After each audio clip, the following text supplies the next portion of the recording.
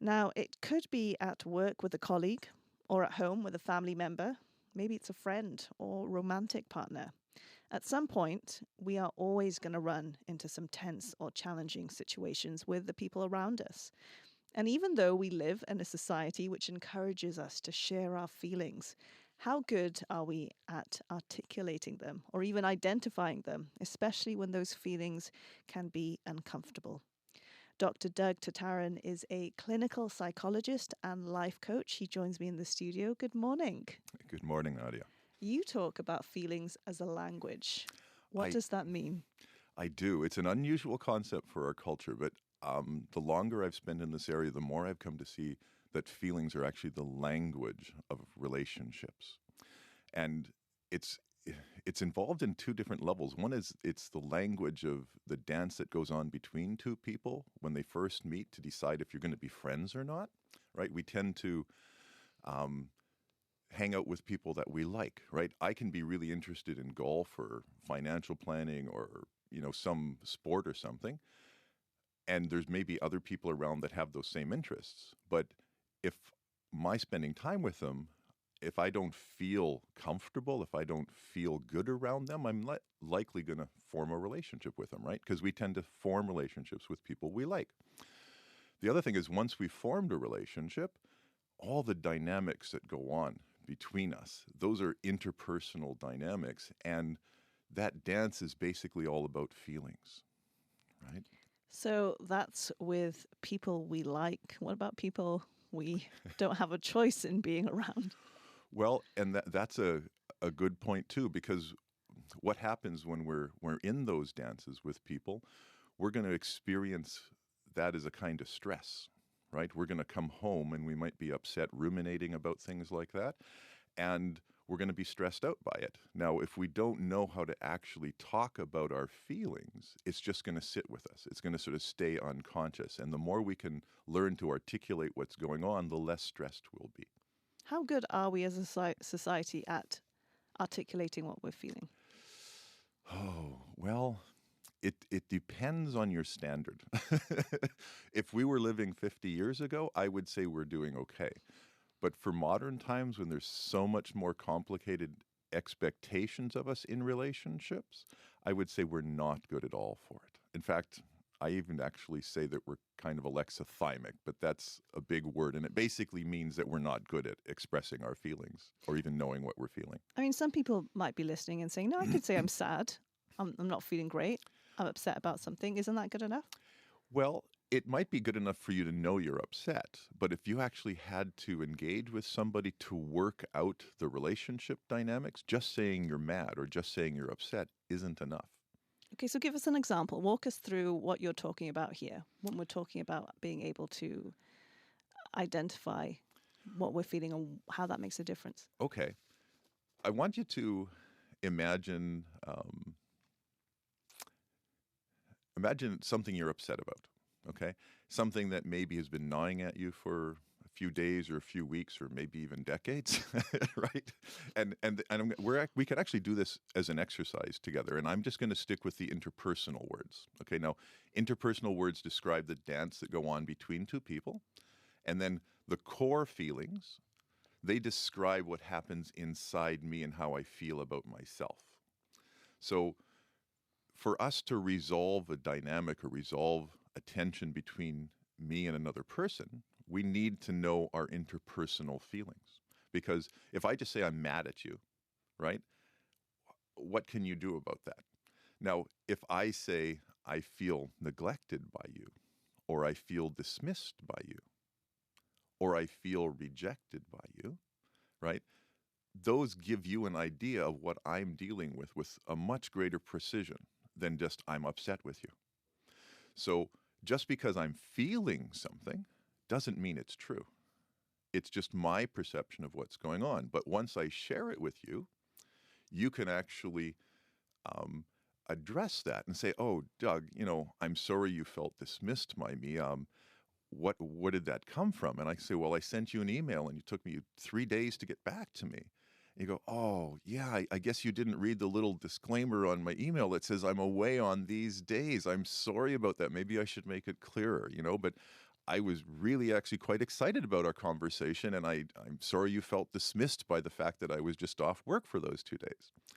All of a sudden, I feel much better, you feel much better, and we understand that you weren't neglecting or dismissing me, right? That you were just away. So that kind of thing happens all the time. So that seems pretty straightforward. I know those words, dismissed, rejected. So why is it hard for us to actually do this then? Well, because we know them intellectually, and it's actually hard when we're upset to find those words and communicate them. First of all, because we're not taught, and often because our emotional system doesn't know those words. And I can actually do an exercise with you and the listeners that'll sort of illustrate that. So, as I said, imagine something you're upset about. And I guess as a bit of a disclaimer, when you start putting feelings to your upset, they can actually make the upset bigger. So if you're not in a safe place, if you're not feeling like really healthy, or if you're feeling fragile, I wouldn't advise doing this exercise. On the other hand, we're also just going to be doing interpersonal feelings, and they tend to be less intense than core feelings. So what I can do is, if you can imagine something you're upset about, and do you want to do this in real time? Not really. You don't? Well, do I really want to open up in front of the whole province about things in my heart? Not really. Bruce, do you want to come up and do this? No. Maybe you could talk through with a listener and give some examples. And so you can do it to yourself, just so you get a sense of what's going on, just like the listeners are. And we won't ask the listeners to tell us everything that's going on either. But if you're listening now, maybe try this exercise out. And if you don't have access to the internet, write these words down as I'm going, because otherwise at the end I'll give you a link where you can find these words. These are words that I've collected over time that are really common interpersonal dynamics. Okay, there's not that many of them. So think of something you're upset about, and then when I suggest the word, I want you to say the word out loud, and then see how your body responds to it. Okay, and what we're trying to do is match the word to the upset. So, I feel rejected. And just see if that seems to fit the dynamics that we're thinking about. I feel dismissed. I feel disappointed. I feel used. I feel abused. I feel guilty. I feel ashamed. I feel deceived. Now, we're going pretty fast, but, we're just trying to give people the point here, and hopefully they'll get a sense of what's happening. I feel regret. I feel inferior. I feel judged. I feel betrayed. I feel abandoned. I feel ignored. And I feel criticized. Now, what happens for most people when they go through a list like that is they'll find that one or two words resonate. And they go, wow, I didn't know I was feeling that. So did you have any experience like that as we were doing it? Absolutely. And I'm wondering, are these, you mentioned kind of the interpersonal feelings and core feelings, and maybe just talk a little bit about what it is exactly you're talking about here and what the relationship is. Yeah, in how I've come to understand the emotional system, when I'm in a relationship with somebody, which we all are, there's an interpersonal dynamic, which we just went through. These are common ones, like I feel rejected. Now, how I respond to that interpersonal dance of feeling rejected, I might feel insignificant, or I might feel worthless, or I might feel just really alone, right? Those are core feelings that have to do with how I feel about my relational status. And it's really very close to my sense of self. And those are usually the words that will cause us to be crying, right? So interpersonal feelings cause core feelings, which then cause the emotion. And so once you know that sequence, right, you can be aware of needing to articulate all three of those pieces. It's not just enough to get upset and cry. You actually need to know what you're feeling, both at a core level and at an interpersonal level. Why is it important for us to really drill down and know exactly what we're feeling? What does that do for us? Well, for one thing, as I mentioned, if you're going to try and resolve a relationship, you need to have the precision of language to come to the person and say, hey, we need to talk. This is how I'm feeling. Then the other person can share their experience and their perceptions of the dance, and you can come up with a common understanding. So that will resolve your relationship. In terms of stress, most of our stress, if you think about it, come from relationships. If you're stressed by work, if you look at it in detail, or if you're stressed by family dynamics, it's always about a person and how they're treating you. So once you learn to experience and express your feelings, you can actually heal and get rid of that stress. Everyone knows if you've had a good cry, you usually feel better afterwards.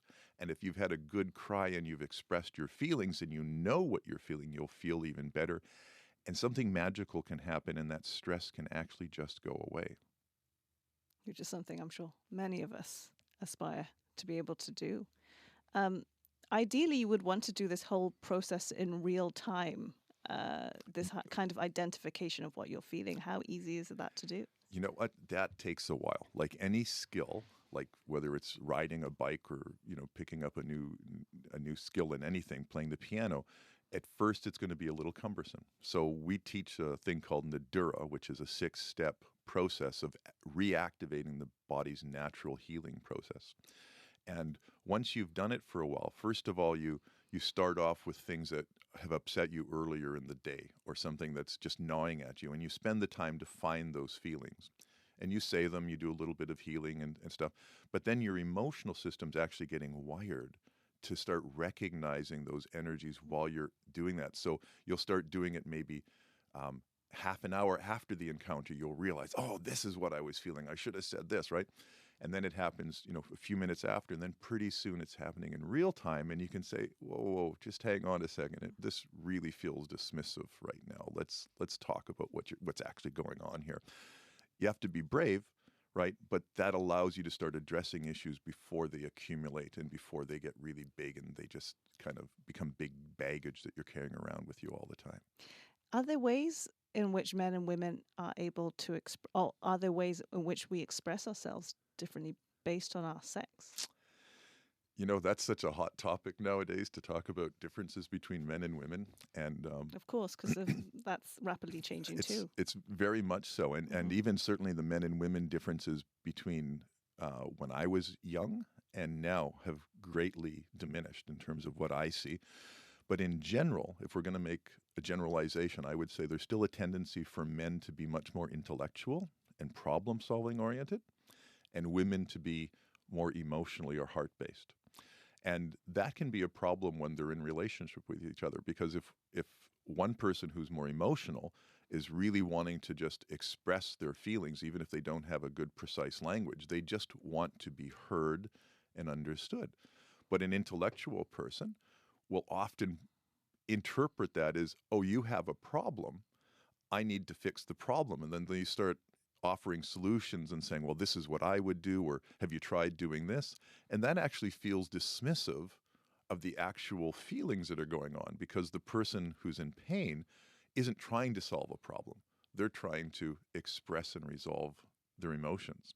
And so that mismatch can be a big problem. And it tends to be that men tend to be a bit more intellectual and problem-solving oriented, and women tend to be a little bit more emotional.